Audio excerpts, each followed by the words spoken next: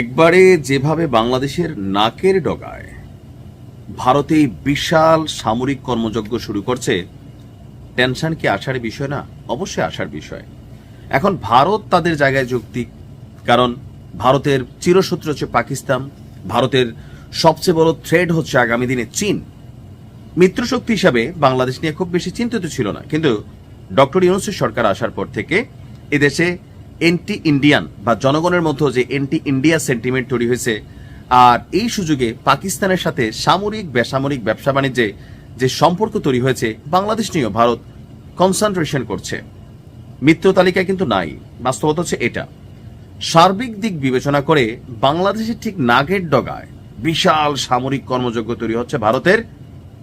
Target হচ্ছে কি, ভবিষ্যতে যদি কোনো যুদ্ধ বাঁধে পাকিস্তান, চীন বা যারাই আছে এন্টি ইন্ডিয়ান, তাদের একটা ঢুকার রুট হচ্ছে বাংলাদেশ। সেই শিলিগুড়ি করিডোর, সেভেন সিস্টার্স, এগুলোকে মাথায় রেখাই এই অঞ্চলটাকে কন্ট্রোল করার জন্য একটা বিশাল আয়োজন ভারতের। দেখুন কি হচ্ছে।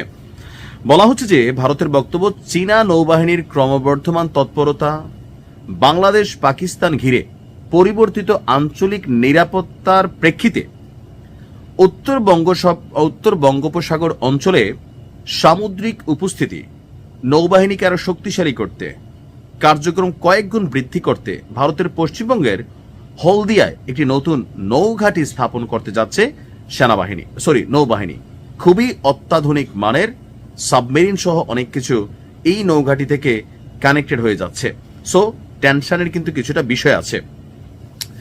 ভারতীয় শীর্ষ প্রতিরক্ষা সূত্রগুলো থেকে যতটুকু তথ্য যে গেল শনিবার অর্থাৎ 10ই জানুয়ারি এই স্থাপনাটি একটি নৌ ডিটাচমেন্ট হিসাবে কাজ করবে, যেখানে মূলত ছোট আকারের যুদ্ধ জাহাজও মোতায়েন থাকবে। নতুন নৌঘাটির জন্য বিদ্যমান হলদিয়া ডক কমপ্লেক্স ব্যবহার করা হবে, ফলে অতিরিক্ত অবকাঠামো ছাড়াই দ্রুত ঘাটিটি কার্যকর করা সম্ভব হবে।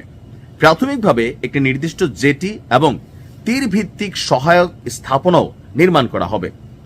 আপনার এই ঘাটিতে ফার্স্ট ইন্টারসেক্টর ক্রাফট FIC এবং 300 টন ওজনের new water jet first attack craft মোতায়েনের পরিকল্পনা রয়েছে। অর্থাৎ অনেক ধরনের যুদ্ধ বিমান থাকবে যেগুলো কুইকলি ফ্লাই করতে পারে, অ্যাকশন করতে পারে, শর্ট রানওয়েতে আবার ফিরে আসতে পারে, মানে প্রযুক্তিগত দিক থেকে একটা টপ অবস্থানে রাখবে। এসব উচ্চগতি সম্পন্ন নৌযান, এখানে আরো কিছু নৌযানও থাকবে, ঘন্টায় 40 থেকে 45 নট গতিতে চলতে সক্ষম হবে এবং দ্রুত সামুদ্রিক অভিযান পরিচালনা করতে পারবে। এগুলো CRN-91 বন্দুক নিয়ে সজ্জিত থাকবে এবং নাগাস্ত্র সিস্টেমের মতন যুদ্ধাস্ত্র সক্ষমতায়ও সজ্জিত হতে পারে, যা নির্ভুল আঘাত এবং নজরদারিতে বড় ভূমিকা রাখবে। পুরাপুরি একটা যুদ্ধের যা লাগে একটা নৌবাহিনীতে মোটামুটি সেকেন্ড অথবা থার্ড ইন কমান্ডিং সেক্টর হিসেবে পুরোটা আয়োজনে থাকতেছে।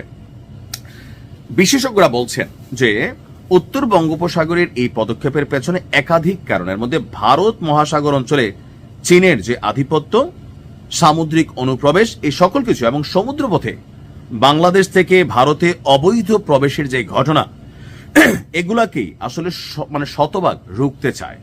এর পাশাপাশি বাংলাদেশের সাথে বেইজিং এর প্রতিরক্ষা এবং অবকাঠামো সহযোগিতা বৃদ্ধি, অর্থাৎ বাংলাদেশ চীনের মধ্যে যে বড় বড় কাজগুলো হচ্ছে, ভারত মনে করতেছে যে চীন এখানে সিস্টেমিকলি অনেক কিছুই করতেছে বাংলাদেশের ভিতরে। সো পাকিস্তানের সাথেও যেহেতু সম্পর্কের একটা বদল অবস্থান, তো সেখান থেকে কলকাতা থেকে প্রায় 100 কিলোমিটার দূরে অবস্থিত এই ঘাঁটি হুগলি নদীপথের দীর্ঘ যাতায়াত এড়িয়ে সরাসরি বঙ্গোপসাগরে প্রবেশেরও কৌশলগত সুবিধা দেবে।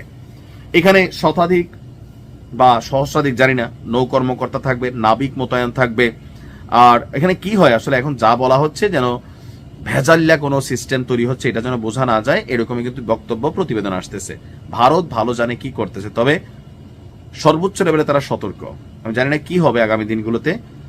আমরা চাই প্রতিবেশী রাষ্ট্রের সাথে সম্মানের সাথে, ইজ্জতের সাথে সম্পর্ক, বন্ধুত্ব হোক। যুদ্ধ কখনোই কারোর জন্য মঙ্গলকর না। যারা কথায় কথায় যুদ্ধ বলেন, হয়তো আপনার ফুল ফ্যামিলি বিদেশে সিটিজেন নিয়ে রাখছে, এই দেশ ভাইজা আপনারা খাচ্ছেন, অথবা আপনার মাথায় অন্য কোনো দেশের এজেন্ডা আছে। একটা যুদ্ধ পরিচালনা করা, পুরা দেশ ভিক্ষার ধুলি নিয়ে নেমে যেতে হবে, এটা হচ্ছে বাস্তবতা। একটা যুদ্ধকালীন দেশে কোনো বিদেশি বিনিয়োগ আসেন, এমনি তো এই আমলেই 58% বিনিয়োগ কমে গেছে। এখানে অনেক কিছু কানেক্টেড। আল্লাহ হেফাজত করুক। আসসালাম।